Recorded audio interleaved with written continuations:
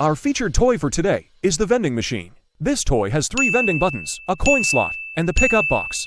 The set comes with a pair of juice drinks, a pair of soda, a pair of milk, and 4 coins. Let's load the drinks into the vending machine. Let's open the pickup box so we can see the drinks that will fall down.